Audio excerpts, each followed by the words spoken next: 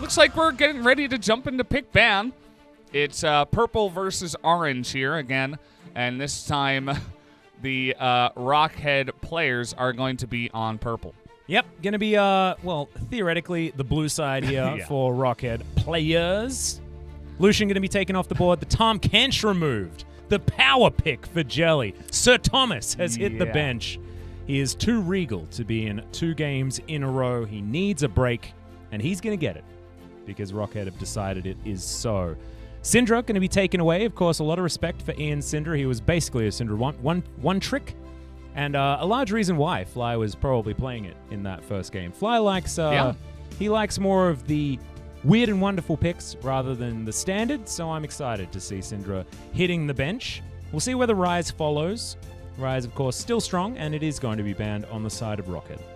Ooh, the max analysis coming through here from good old Atlas. Oh, yeah. Yeah, getting those picks down. Misfortune ban coming in from the Afreeca Freecs, am I right? 10 seconds to go. I think you're right.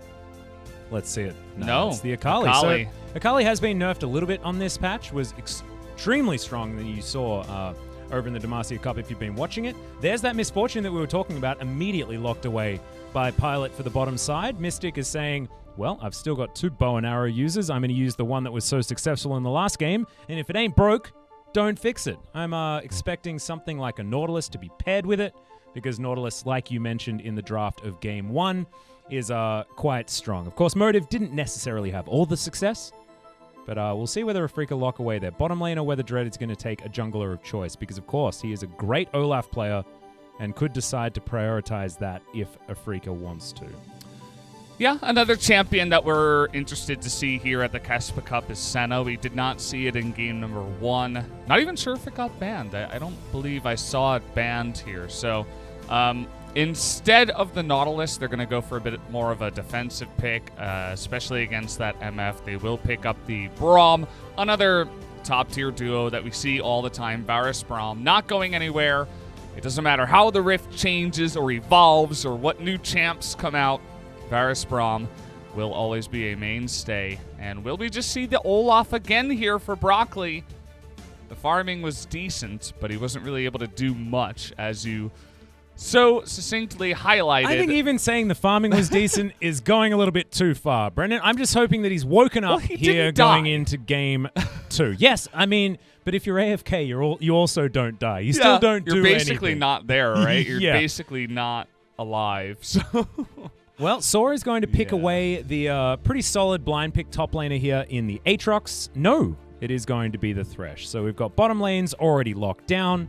A little bit more engaged potential coming in. Motive, of course, sitting behind Max for so long on MVP, of course, understands the inner workings of the Thresh. As if you sub out one Lee Sin player, just bring in another and still pick the Lee Sin. Yeah. I think you might as well here for Dread. We'll pick that one up. It is going to be locked in. So bottom lanes and jungle's going to be selected here. Just have to target top laners and mid laners. Nocturne, a mid laner, as you guys can see here, is going to be banned away. Yep, of course, good old Night9, the man with the golden left hand over in China, certainly demonstrating some prowess. You mean Vedius? Well, no. No. Shout out to Vedius. Of course, he does love good old Nocturne in the mid lane. However, Night9 probably a little bit better as far as a player. I don't know. Vedi's pretty good. Well, it's been a while since I've had a game with Vedi, so they ever maybe I've 1v1'd? spoken too soon. We don't know. Hey, that's true. Until they 1v1. Somebody make that happen. we could never tell. Well, there's that Mordekaiser that we've been looking at. Of course, top tier on the top side of the map. He's been doing a lot of winning in Demacia Cup, and of course, still is just as strong moving into 9.24, but not going to be seen in this game.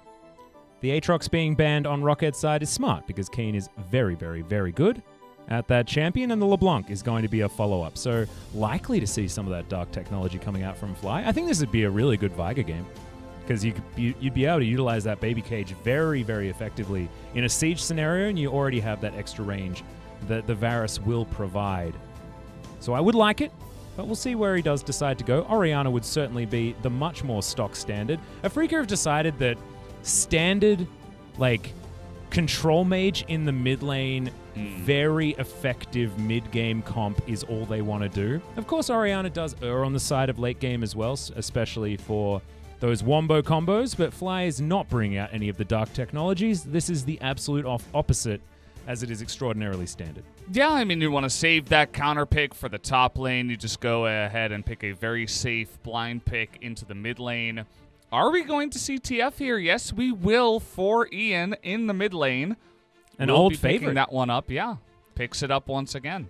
He likes that one. So, Twisted Fate, a lot more mid-game here for Rockhead. You were talking about it in game number 1. Very eloquently brought it up there, Valdez, saying that Rockhead were looking to scale a little bit more with things like the Rise and the Fiora. Now they've changed that tack a little bit. A lot more mid-game power as the Gangplank locked away last to try and add a little bit of late-game insurance to this squad and also add a hell of a lot of AoE.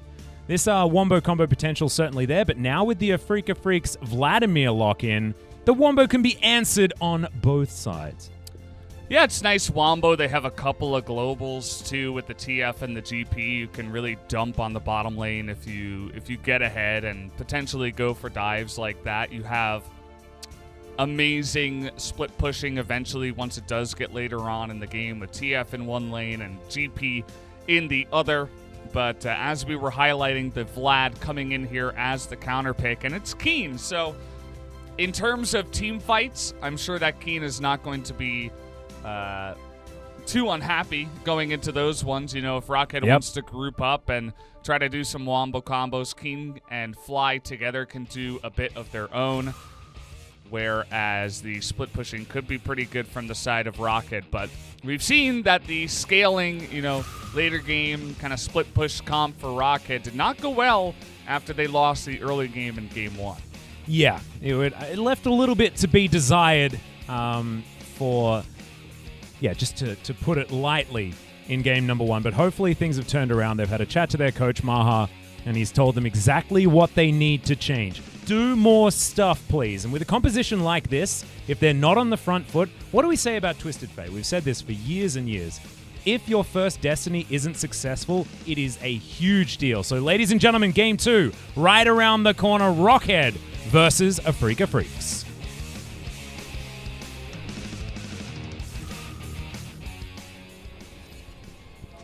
Now, two, say. Rockhead players fighting. Afreeca 하나 둘 셋. Afreeca fighting. We can't hear them. You didn't seem too into that one. You're like I was just trying unsure about yourself. I wasn't. I was trying to copy you, and I feel like I just messed it up just a little bit. Oh, here we go. This is what we were talking about. What did we ask for? Do stuff. Proactivity.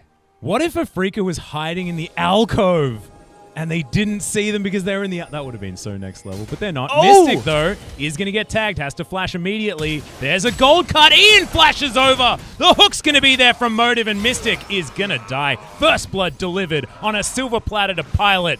Maha, he gave them the secret stuff, and now Rockhead with a very early first blood. Yeah, you're dead, mate. And I suppose that is a very common place to stand.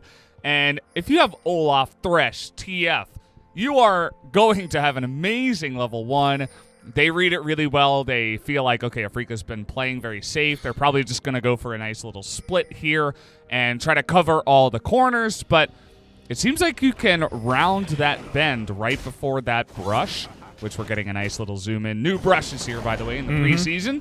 And you can throw an axe in, and if you get the read down, you are going to know that you're gonna get the kill eventually onto the Varus. So ooh, passive damage, pretty high there on the King. Having fun. Of course, this matchup is a little bit misleading. Of course, Keen is going to struggle a little bit in the very early game because Gangplank surprisingly good, levels 1 and 2, but that range advantage should certainly help out the Hemomancer there, and once he gets that 20% CDR, the magical level 9, it'll be very, very difficult to keep that Vladimir down. As Pilot pushing up further forward, the hook is going to go wide though, as Afreeca Freecs on the back foot on the bottom side of the map, understandably so. Yeah, Keen for now in the early levels against the GP, of course, can be a bit rough. Just trying to get the XP and whatever CS that he can, but Soar's doing a good job of putting that pressure on. We talked about Olaf before, feeling pretty good about the jungle changes, about how the camps, they spawn a bit quicker, and, you know, even though they give a little bit less, they can be good, but I'm going to have to hold that thought as Dread with red buff looking to come up to the top side, but there is a ward, and Soar is going to play safe enough to avoid a game. Yeah.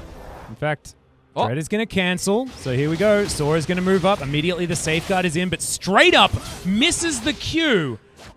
Gonna still taxi it back in with the resonating strike. A fair bit of damage. The red buff still pushing down. The flash forward from Keen, but can't find it. The answering flash is there from Soar. A trade of flashes there as the cannon barrage utilized on the bottom side, but not really working. Just to try and soften up the members of Afreeca is now Motive, tanking up the turret. Gonna take 2 shots, down to about half health. They do get a teleport out of Fly, but they decide not to pull any triggers.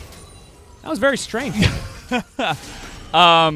So you're Soar, you're up in the top lane, you're doing really well early on. Against a Vladimir, you say, hey, guys, let's dive. I'm level 3. This is the perfect time. Great Lantern, by the way, to get the Olaf away from 4 people in the jungle. Not sure why he was staying there, but thankfully they have a Thresh on their team. Really don't know what that TP down into the bottom side was, but as you mentioned, at least Fly followed up with the TP of his own. But Keen's going to be really happy about the current state of the game now that he has survived. He's gotten a little bit of help from Lee Sin, and the TP from the GP went down to the bottom side. The TP from the GP. Yeah, the TGP. Yeah, I love it. In the bottom lane. Is that a new league that you're bringing out, Valdez? the TGP. Is that a sneaky little pilot? There, no pun intended. Of course, Mystic getting snagged by a double up there towards the bottom side. Pilot taking press the attack, which is what all of the misfortunes have been taking. No more sort of comets that we've seen. In fact, I believe earlier in the preseason we saw a little bit of a return to the support misfortune as well, but misfortune certainly finding her place as the AD carry of choice at the moment. We'll see where that early game power is going to be able to lead to the first Drake, which will be a Cloud and has spawned already here at 5 minutes. Dread moving on over. A little bit easier to kill are those Drakes, as now Rockhead might be in trouble. Stand behind be utilized to taxi forward, but misses the Winter's Bite completely. And Pilot going to offer some damage back there. Looking for a little bit more onto Dread, but just going to take a Lantern Ride for fun, and that is nothing doing. As far as that aggression, Keen gets a full minion wave underneath his turret and is going to continue his CS dominance after the unfortunate teleport from Soar earlier in the game. Yeah, I don't know what's going on with Afreeca, but they seem to have forgotten how to use their skill shots, as both Jelly and Dread kind of have their face in their hands right now, a little bit embarrassed after the way this early game has gone.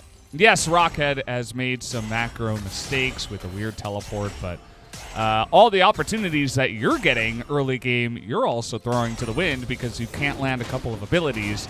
And yeah, currently 1,000 gold ahead right now is Rockhead, or just about that. Well, I guess it's a little bit less than that, but still got a nice little lead. Gonna have map control, and feeling pretty good, other than this top lane, which is heavily in favor of Keen. Yeah, not necessarily based on the matchup, just based on absence of the Gangplank.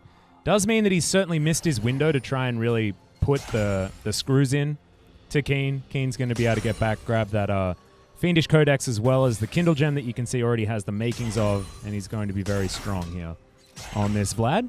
See where the build goes. Of course, a few different options when it comes to the Vladimir. We have quite a few Vladimir top lane players here in the LCK. One of them we lost in Khan, but Nogari, of course, the premier Vladimir player, is still here, and we'll see him a bit later in this tournament when we move to the round of 8, where our top 4 LCK teams will be residing, lying in wait to find the worthy opponents.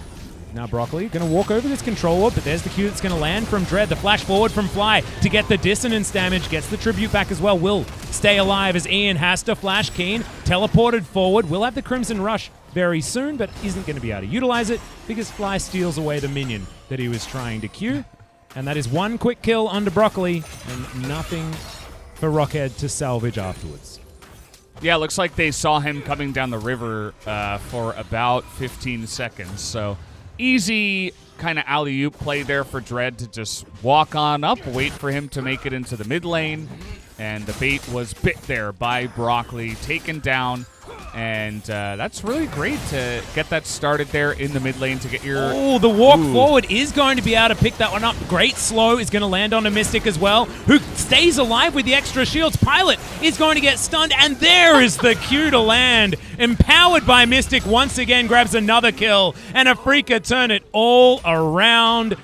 Dread was just in the right place at the right time. Yeah, I was busy talking about Broccoli. I should have been looking at the screen as That's Mystic. why you should never talk about broccoli. Yeah. It's a boring vegetable, okay? It's just not very delicious. And I'm actually a big fan of broccoli, to be honest. it's okay if you cook it right. You know, you got to Yeah. put a lot of spices in there. If it's raw, then you're eating it wrong. I mean, raw broccoli just tastes like a tree. Yeah, so not and good. it is a tree. I mean, so probably that's what you should expect. But yeah, broccoli. Not really in the right place at the right time, which is on your plate uncooked. And yeah, that's basically what he was in the mid lane. And they were able to, Afreeca, just turn that into a nice little gank down on the bottom side. I'm not sure how Mystic didn't die. This actually started as a Rockhead play that went awry. And the hook did land. It was quite nice. I loved Motive walking up for the flay. Mystic flashes, gets the heal, but also gets the shield. And look at Jelly's protection. Utilizing the slightly buffed Braum on 9.24. Of course, a lot of flattening of base stats and things like that. Braum is just all around a bit better. And was still pretty stalwart there on the bottom side of the map. And Mystic, once again, moving into a very comfortable position. Now 1-1-1 after dying at level 1. It's just Pilot and Motive haven't been able to push their advantage like they would want to. A huge lead here for Keen as he does go back and picks up those 2 items that I was talking about. 1 level, and then he will be the unstoppable force that is the Vladimir. Thankfully, the Executioner's Calling is there from Saw, who can proc it from range with his parlay as well, which is certainly useful. But I don't know whether it's going to be enough to stop the Vladimir from freely just keeping his health bar really high as Jelly going to walk on forward, but Broccoli is here at the right time this time. The flash in, and that's the make it rain. The Bullet Storm combo on the bottom side, and all too easy. Rockhead walk away with 2 kills. Another Lee Sin Q is going to go wide. Not sure if he was going to follow up on that one, 2v3. But, yeah, just a really good bait there from the side of Motive. It looked like maybe he was going to be burst down, but as you mentioned, the ultimate from the Misfortune just perfectly aimed there, and it didn't look like there was any Unbreakable up until too late. So got caught, got baited, and finally Rockhead are doing something proactive and good here on the map. They also did get this Rift Herald very early on. This was about an 8-minute take from Broccoli. He immediately comes down after picking it up, and will get a bunch of plates here for his team. Yep, probably not going to kill the turret, but yeah, gets a lot of money out. Ooh, that last plate, they want to stay in range, and it is going to deliver some money to both Pilot and Broccoli. Keen underneath that turret now starting to rain those Qs down on top of Saw. 5 points in the transfusion. A very frustrating Vladimir to deal with his 21 CS advantage. Dread's down here bottom side. Pilot gets himself the control ward in the Drake pit, and Dread immediately going to start that one up as he walks on over, finds the vision, and he's going to clear that one out. But no options here as it was Rockhead looking for a reset, and they are just going to give away the second Drake of the game for free. Let's have a look at what the Elemental Rift is going to be. Is it a mountain? It is. It's a mountain. And so we're going to be erecting some more stone monuments throughout Summoner's Rift. But let's have a look at this one once again. Of course, the bullet time working here for Pilot. Pretty tough mechanics to really make work there on the Misfortune. Presses the R button and things melt. Yeah, and the Unbreakable was there. It just, the Vars died anyway because it was a great flash forward from Broccoli to make sure that he was going to pick up that kill onto Mystic, doing the damage behind the Unbreakable. You can't get away from the Olaf. And that's exactly what he did demonstrate there in the bottom lane. So ended up just being a good bait, a good gank overall, and a great setup from Rockhead. So gotta hand it to them. As you guys will notice, here, as Atlas did mention, there are some extra rocks on the rift here, as it is the mountain elemental flare here on Summoner's Rift. And it's going to be pretty interesting as some trading here in the mid lane. Fly not necessarily looking for the kill, but he's trying to force Ian out of the lane, especially because he has blue buff, and he can just go ahead and trade with his ultimate. Yep, and you saw the heal come down there. I think Ian was mostly looking to have his flashback and is going to be able to utilize it there. So just using the heal as sustain in that lane rather than anything else, I actually really like it. Unsealed Spellbook does allow for a lot of cheeky plays like that. Mystic and Jelly going to be clearing out some vision as our Pilot finds a little extra rock that's there, as Dread uses the kick for disengage and can safeguard over to his friends if he wants to, but doesn't even have to. Just clearing out vision on the Afreeca side, 3 minutes until that Mountain Drake, and it is going to be Mystic and Jelly moving towards that bottom side. Keen taking some more plates here from Saw. Only has 30 seconds to remove that other one that he'd prepared earlier, as Saw walks very far forward. Not going to be winning that trade as the Crimson Rush does come in, and now Dread in position to look for more. Doesn't have the Dragon's Rage. He walked over a ward there in the river, so good ward placement here from Soar.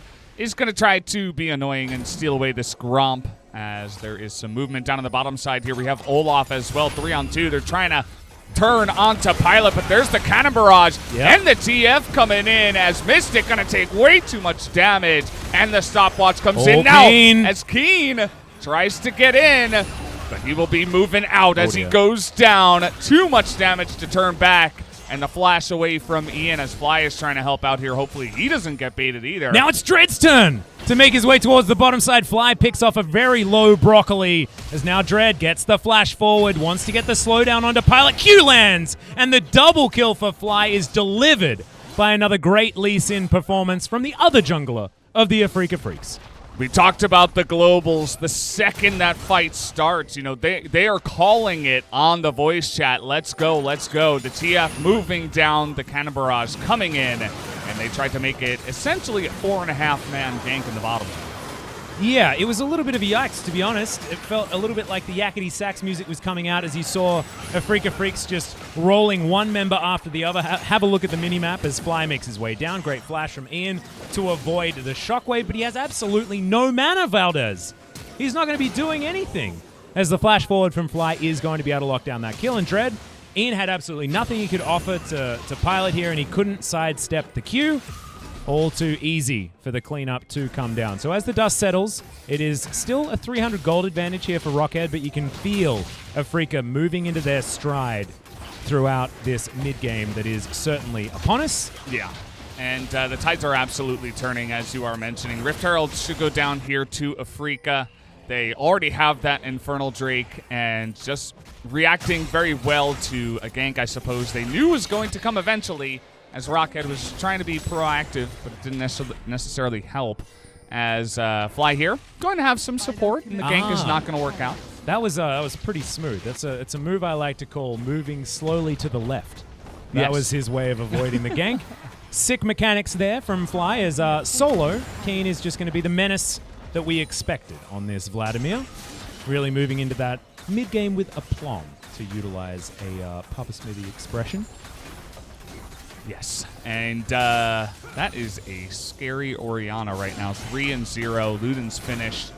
Working towards that Zhonya's. Has the stopwatch. Can build something else before the Zhonya's and just use the stopwatch for now. Everything is scaling pretty well, even though it was a little bit of a rocky bottom lane. The top lane and the mid lane did quite well. The Lee Sin helped out, and, well, if at first you don't succeed, try again, as Fly not going to get hit by too much. Actually picks up the kill on Motive and goes gold, and the bullet time will spell his death, as now Keen jumped on by Saw. Another Crimson Rush, though. Can he find it? The answer was no with the Proto Belt, but gets him with the pull of all things, and Ian is going to answer. A little bit messy there on both sides, but it is a 2-for-2, so theoretically even. Theoretically, even they shut down the Orianna, but on the other side, the push is heavy here from Afreeca. They have the Rift Herald, and they have a lot of health here on their members. They're going to get the turret and get the dragon, get this Dragon Soul stacking started, and feel pretty good about that overall. and we will have to see where they do go from here, but not too much pressure on them as a fight that goes even and then ends up with this many bonus objectives and an early potential rotation to the bottom lane is going to be good for Afreeca. Valdez, I have an off-topic question. Okay. If you oh, dang it, this is the wrong time. Let's have a look at this replay, guys. Have a look at Fly. Instant Captain Jack cleanse, sidesteps the hook, and then kills the Thresh and before going golden, and then gets game played by the bullet time of the Misfortune. But we have to jump back to live because there's more action. Teleport coming in from Rockhead as Ian's finding his way into this fight. Q lands onto him, but he's going to get the stun there onto Jelly. Jelly in trouble. Can't stand behind Mystic enough as Mystic doing his best to try and find that stun. Doesn't get it on Broccoli. It times out just in time as now the heal has to be used for the extra movement speed. Nice sidestep there from Saw. Not going to continue walking forward, but it's one easy kill. And Ian, 1-1-5 so far, able to deliver some kills to his team. Yeah, it looks like just the extra rotation to the bottom side. They took out the turret, but then there was a little bit too much overstaying from the Afreeca Freecs. That's what it looked like. We didn't actually see because we were looking at a replay of Fly's excellent mechanics. But at the end of the day, they did get the turret and lost, I believe, just Jelly here. As it was 3 members, and they tried to turn onto Soar, and it was actually Afreeca that was getting aggressive. Yeah, great orange eating there from Soar as well. Didn't even see the stun from the Braum passive. Going to use that flash to no avail here to Jelly, and even expends the exhaust. I don't know whether that was entirely necessary as he was almost guaranteed to be dead. And with 4 members down here, it wasn't an option. So a lot of summoner spells utilized. As now possibly in position, but the hook is going to go wide. They're still looking for Mystic, who flashes to try and get out of the way. Pilot a lot of damage there, but the safeguard bullet time is going to be avoided. That time the gameplay not enough, but Jelly not going to be very lucky with his positioning. And Rockhead could be able to just take down this mid lane turret on the back of Pilot's pretty ludicrous damage here in the mid game. Of course, Misfortune always been known for mid game power, and now has those couple of items to really make the Misfortune shine. We've been moving back towards this crit-based Misfortune build. Of course, you remember builds in the past have been largely based on that lethality, but it's been crit Misfortune that's risen to popularity in things like the Demacia Cup that we've been seeing, as well as Solo Queue, of course. She's back in a big way. She was first picked in this one, and even though the death sentence comes out, Afreeca looked like they were still confident to go in on the fight, but essentially they all got caught in the cannon barrage, and Vladimir wasn't there. So again, it's like 4.5 on 4, and they're not necessarily that far ahead in this game, and they're face checking at the same time. So I think it was just a bit of a mistake in terms of positioning there in starting the fight for Afreeca. You can get amazing picks with this composition, with the Braum, Varus, Orianna, and the Lee Sin as a 4-man combo, but you got to be careful about just running straight into the wombo combo-ness of Rockhead's composition. Not to mention the fact that Rockhead are hitting their stride at this stage of the game as well. 21 minutes, you've got a Misfortune, you've got a Twisted Fate that's very close to sitting on 3 items, has his Zhonya's completed, as well as on the way towards that Lichbane after his Rod of Ages. So he's deceptively tanky with a fair bit of damage right now, as well as Jelly might just be caught out again. Death sentence not quite long enough, and so is therefore going to survive. Pilot with the extra BF sword now on the way to that Infinity Edge, and that 3-item spike is coming way faster than it should otherwise. Hand delivered the first blood, but dying a couple of times, but still picking up all those bullet time kills that we were seeing. And he is very scary, Misfortune, right now. Yeah, and you can see he's building into a 3rd damage item here as Rockhead are posturing for a potential Mountain Drake here in a minute. But the next purchase from Mystic was a Null Magic Mantle. He might be going into some kind of QSS here up next, as the Thresh and the Tia have been quite annoying for him to deal with so far. We got a one-on-one up here in the top lane. Keen trying to get on top of Soar here. Does he have the damage? The GP not able to get away from him, but able to trade back enough damage here, and Keen is going to have to back away. Yeah, that execution is calling, doing a heck of a lot of work as Make It Rain comes down into the mid lane to stop Afreeca from offering anything back to the Rockhead squad. Just Pilot strutting around, utilizing that extra movement speed. And Afreeca, they're going to get flanked here by Ian coming in from the back. Great cleanse there from Fly once again as teleports coming in everywhere. Q going to land there from Motive as immediate pull from Keen means that he's not going to be able to infiltrate the backline safely. And that is a teleport utilized with no actual gain, and Saw going to have that teleport advantage now, which is so huge for a team that has so many globals available, as well as Jelly once again potentially caught out of position, but not just for now. As Keen gets out of the way, utilizes the Proto Belt to get into the brush safely. The disengage from Rockhead was actually quite impressive, especially after Ian was flanking 5 members as a TF. Yeah. He's surprisingly tanky with Rod of Ages and the Zhonyas as a TF can get to, but the disengage, the hook onto the Lee Sin to stop him in his tracks from doing any combo. And then the barrel that hit the Vlad the second he got out of the teleport means that there was just no follow-up for Afreeca. You know, the hard engage that we look for out of some compositions, they don't really have it that much. You know, it requires a chain of corruptions, as it looks like Keen is going to die. Yeah, well, he's going to flash. He gets the phase he's rush. really Proto fast. Belt is in there as, the Hemo Plague, a lot of healing. And does immediately go into that stopwatch as well. He's under the turret. Saw may not survive here, and he doesn't. The trade back, and now Fly is looking for Ian. 1 for 2 trade in favor of the Vladimir. This is bad news, Bears. I mean, Fly does have to land this kill, but he should be able to. The command protect the dissonance, the 600 gold for the Orianna, and that is absolutely not worth Rockhead chasing after a dream that certainly wasn't one they wanted. Yeah, I can't believe after all this time I would still underestimate a Vladimir that has the Spellbinder completed.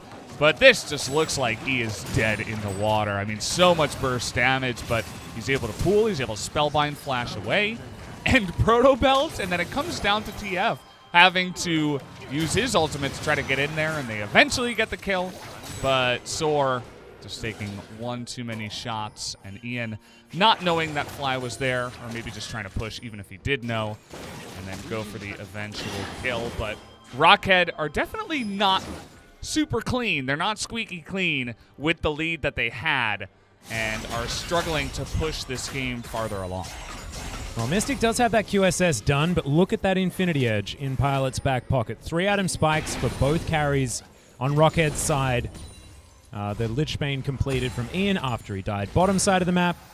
And look, Pilot with his 40 CS advantage and 3 items plus a stopwatch. That's real scary stuff. I mean, Oh, yeah. Misfortune is going to struggle when it comes to later game because she is a very, likes to be stationary. And Vladimir likes She's low targets range as that well. like to be stationary. Yeah, exactly.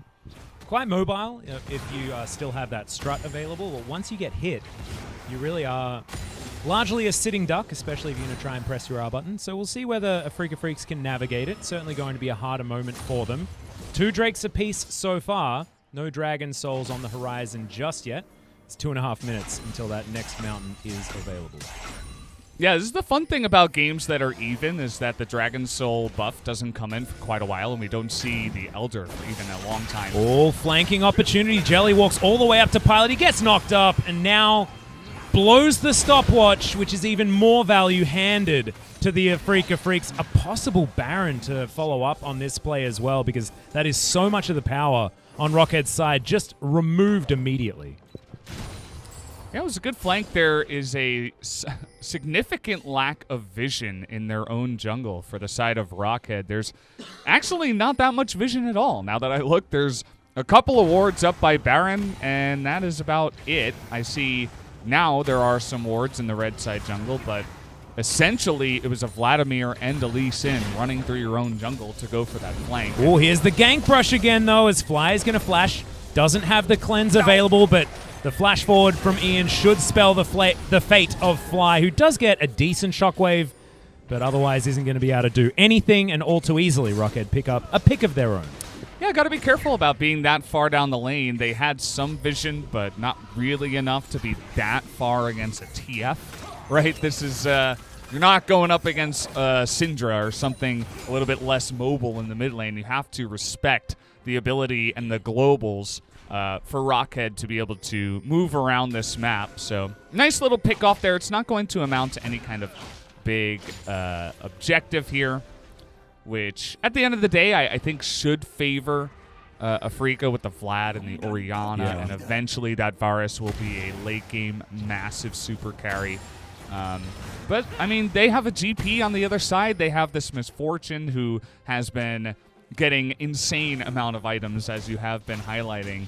So, still an opportunity for Rockhead to win this game. It really could go either way from here. Yep. And, of course, the Misfortune 3 minutes ahead of the clock as well. Sitting at 300 CS at 27 certainly ain't bad whatsoever. So Pilot, he certainly has his items, has his money, has things ready as this Misfortune, but he has to avoid getting caught out like he did before. Thankfully, Rockhead were able to stabilize with that top gank. But now Afreeca looking to try and make some more things happen as Broccoli possibly caught out. Going to get tagged by the Winter's Bite, but some wild cards coming through from the Twisted Fate is going to mean that Rockhead are going to be fine. Motive not so much, getting chunked down completely. Q not quite there from Mystic. The Varus moves back to the mid lane, and it looks like the siege is on here for Afreeca. Yeah, when you see these two team compositions going head-to-head and kind of butting heads in the middle of the map, you always have to wonder, how is the Vlad going to get some kind of flank, or how are they going to engage with this comp that does not have hard engage on the side of Afreeca? You know, is it going to be Elise and Orianna, some kind of combo from them with their ultimates? Whereas on the other side, there's a lot of pick potential. You have the Thresh, you have the TF, and they do have that split potential as well, which we did just see. Afreeca pick up the Mountain Drake, but Ian was in the top lane at least getting something at the same time, picking up that inner turret. And now Dragon Soul availability for the Afreeca Freecs. This last Mountain Drake to come in will be the fourth for Afreeca, allowing them a whole lot of extra potency. And of course the defensive abilities of that particular Drake needed to be nerfed in the last patch. I don't know whether it's quite enough, and we'll see whether Afreeca can demonstrate just how busted it is. They showed the power of the Ocean Drake in our first game, and I do like learning. And we'll see whether it is going to be just as bad for Rockhead, or whether Rockhead can even things out. Of course, if they're able to pick up that Drake instead, then they will deny the Dragon Soul from the Afreeca Freecs. So let's see where it's going to lie. It means that Afreeca do have a little bit of extra power when it comes to creating pressure on the map, because they're the ones that stand to gain so much more by picking up the next dragon. So the ability to split things certainly going to be there, but Rockhead do have the answers. And things like the Destiny, the Cannon Barrage, their abilities to move around the map. So can Rockhead actually find the strategic play that was not quite there in game number one, but certainly was. They were answering things. They were making proactive moves in game two. It feels like some of the sillies have been shaken out as Broccoli. Maybe I spoke too soon, has the Ragnarok, but he actually procs it too late. The stun not going to be able to be utilized because, of course, he has that ultimate running, and now it looks like the re-engage is going to come in. There's the flash very late from Jelly, but Bullet Time will secure that kill. Now Ian in trouble, but goes golden with his Zhonya's. He's going to get eliminated, but now Rockhead off to the side, trying to offer more back. Mystic very, very low, but Saw can't find the barrels. And Afreeca are going to walk away. A 1-for-1 so far, but the Twisted Fate's so much more valuable than that of the Braum. Absolutely. Rockhead, they used so much to pick up just the Braum. It was pretty fantastic. We saw the Cannon Barrage come out, multiple hooks going over the wall was Motive to try to pounce down. The Bullet Time came out from Pilot. He was going all in with his ultimate as well, just to pick up the support kill. And in the end, it was traded back by Afreeca, and they were the ones that did start off that fight. So not half bad in the end for Afreeca. As we'll take another look at the replay. Broccoli feeling a little bit more immortal than he actually is with the late Ragnarok coming in. Yeah, the kick flash was a little bit optimistic here because, of course, the Ragnarok can be used and then none of the stuns are going to register as Broccoli makes his way out. But the hook was great. The Bullet Time, of course, for kill secure. But it feels like Rockhead are a little bit off the mark when it comes to being on the same page, right? Saw teleporting relatively late, and then Ian going in when he really had no opportunity to get any kills because, of course, just a little bit too far ahead. So maybe needing to work on the communication just a little. But still, it's a 3,000 gold lead approximately here for Rockhead. They are still winning Brandon. There is absolutely. You can't debate that. And it's, as you mentioned, just getting a little bit too close to the sun. Afreeca do have some engage problems with their composition. So if you just sit back there, throw a couple of pick a cards and wild cards and do that poke damage, you have insane disengage with all of the damage you're going to be throwing out, the Thresh to throw down a box, and Blaze, and obviously the barrels from the GP. You can just go ahead and poke at them and just try not to allow the Vlad to get into your back line, and you should be okay with the lead that you have. We will have to see, though, where this next Mountain Drake is going to go. You were highlighting that it will mean a Dragon Soul going the way of Afreeca, the Mountain version, which would be fantastic going into this late game. So I think Rockhead have to do something to deny that.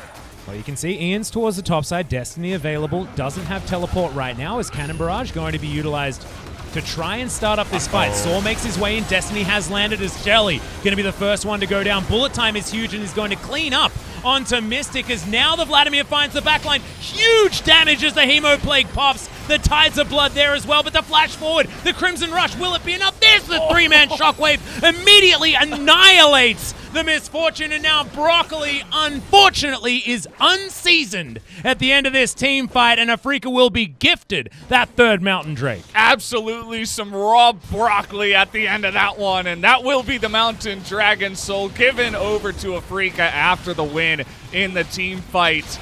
And, oh boy, it was looking so good. They caught Mystic and Jelly with their pants down in the middle of the lane. The barrel got on top of them, and the Destiny was coming in, and you were thinking, oh, Rockhead's got this, but the sheer team fight capability of Orianna plus Vlad came to fruition in this one. It was 5 versus 3, and they still won.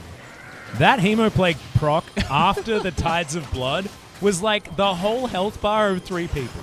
Almost. Yeah. Just look at this insane. 5v3 team fight. Yeah. And Fly holding on to his Shockwave. Another Captain Jack cleanse. I feel like everyone is cleansing extraordinarily well today. Yeah. That used to be an absolutely amazing play, like back in 2013. And now it's just the norm. This is when we need the damage done in the last team fight graph to pop up. Unfortunately, we don't have that here apparently, as Afreeca moving into a team fight. Not sure about this one. Yeah, well, Make It Rain does come down. Not going to be able to utilize any of those slows, and the Undertow is going to be there as well. Dragon Soul just shows, like, look at how little damage Afreeca were taking. Of course, it is going to be a whole lot of extra defensive abilities. You can see the shield there from Fly as well, working out quite nicely. Freecs very, very comfortable with this Mountain Drake at their backs. 4.5 minutes, and we'll have an Elder Drake on our hands, but the Baron has been sitting in his pit for a while, as Destiny utilized just to scout for that one to see whether the Purple Worm was being taken. Destiny's going to be used defensively by Ian to reach the rest of his team, because without Destiny available, it's harder for the Twisted Fate to split push. Yeah, and you guys saw how the fight goes 3v5 when Vlad gets a flank. Now they have the Mountain Dragon Soul, which is going to give them this shield. They're going to have the extra Mountain for just so much tankiness. The Vlad is not going to die. No. I don't think we can see a team fight where they actually kill Vlad as we move along here. He's got 4.5 items. He doesn't have TP now, which is definitely something they can try to use to their advantage. Maybe they can force a pick and go from there without Vlad getting that flank. That would be the best bet, I'd say, for Rockhead.